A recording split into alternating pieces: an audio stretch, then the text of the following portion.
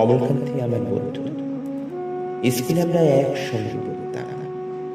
রোজ দেরি করে ক্লাসে আসত, পড়া পারত না। শব্দরূপ জিজ্ঞেস করলে এমন অবাক হয়ে জানালার দিকে তাকিয়ে থাকতো যে দেখে ভারী কষ্ট হতো আমাদের। আমরা কেউ মাস্টার হতে চেয়েছিলাম, কেউ ডাক্তার, কেউ কি। অমলকান্তি সে সব কিছু হতে চায় না। সে রোদ্দুর হতে চেয়েছিল।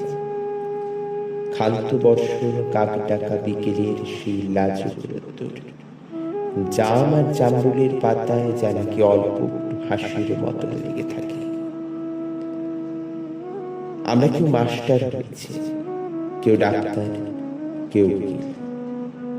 অমলকান্তি রোদ্দুর হতে পারেনি। সে এখন অন্ধকার একটা ছাপাখানায় কাজ করে। মাঝে মধ্যে আমার সঙ্গে দেখা করতে আসে,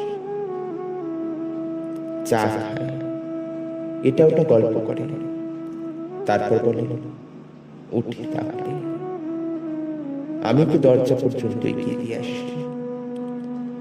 আমাদের মধ্যে যে এখন মাস্টারি করে, অনায়াসে সে ডাক্তার হতে পারত। যে ডাক্তার হতে চেয়েছিল, উকিল হলে তার এমন কিছু ক্ষতি হতো না।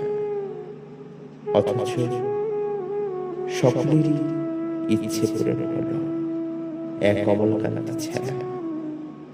অমলকান্তি রোদ্দুর হতে পারেনি।